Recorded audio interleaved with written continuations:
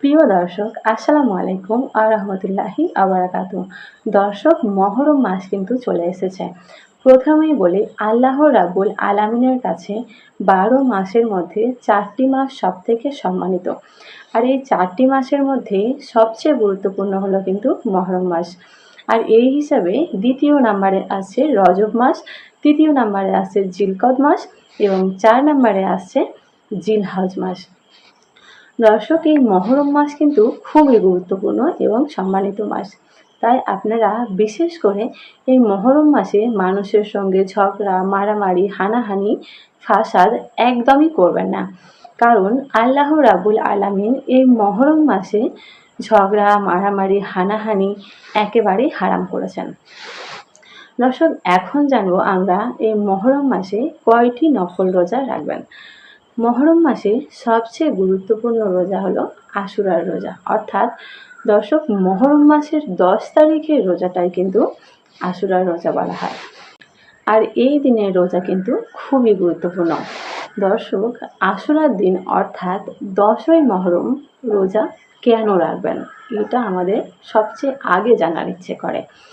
তো দর্শক, এখন আমরা জেনে নিই যে আমরা 10ই মহরম অর্থাৎ আশুরার দিন কেন রোজা রাখব।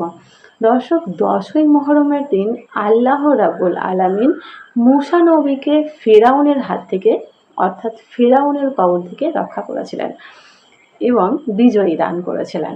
তো এই জন্য এই দিন সবাই রোজা রাখে, অর্থাৎ রোজা রাখাও উচিত। আর শুধু তাই নয়, ইউনুস নবী মাছের পেটের মধ্যে যে চলে গিয়েছিলেন, 40 দিন থাকার পর যেই দিন বেরিয়ে এসেছিলেন সেই দিনটিও ছিল কিন্তু মহরমের 10 তারিখ অর্থাৎ আশুরার দিন। তাহলে এই আশুরার দিনটি কিন্তু আমাদের কাছে খুবই গুরুত্বপূর্ণ। দর্শক, এর থেকেও সবচেয়ে হৃদয় বিদারক ঘটনা কিন্তু এই মহরম মাসের 10 তারিখে নবী করিম সাল্লাল্লাহু আলাইহি ওয়াসাল্লামের কলিজার টুকরো বেহেশতের যুবকদের সর্দারকে ইমাম হোসেনকে অর্থাৎ ইমাম হোসেন রাদিয়াল্লাহু তাআলা আনহুকে সীমার গলা কেটে শহীদ করে দিয়েছিলেন এই মহরম মাসের 10 তারিখে আশুরার দিনে। তাহলে আপনারা এখন নিশ্চয়ই বুঝে গেছেন যে আশুরার দিন কেন এত ইম্পর্ট্যান্ট এবং এই দিন আমরা কেন রোজা রাখবো। এই দিনের কিন্তু অনেক ঘটনায় আছে যে জন্য আমাদের অবশ্যই শোক পালন করা উচিত। দর্শক, জুলাইয়ের 6 তারিখ কিন্তু 10ই মহরম। আপনারা 5 তারিখ, 6 তারিখ অথবা 6 তারিখ, 7 তারিখ এই দুটি রোজা রাখতে পারেন। এই দুটি রোজা খুবই গুরুত্বপূর্ণ, রাখলে খুবই ভালো।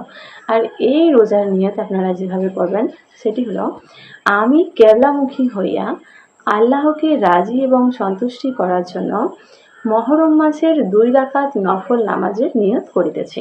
দর্শক, আপনাদেরকে ভিডিও কেমন লাগলো তা কমেন্টের মাধ্যমে অবশ্যই জানাবেন এবং ভিডিও ভালো লাগলে ভিডিওটিতে একটি লাইক করবেন এবং চ্যানেলটি অবশ্যই সাবস্ক্রাইব করবেন।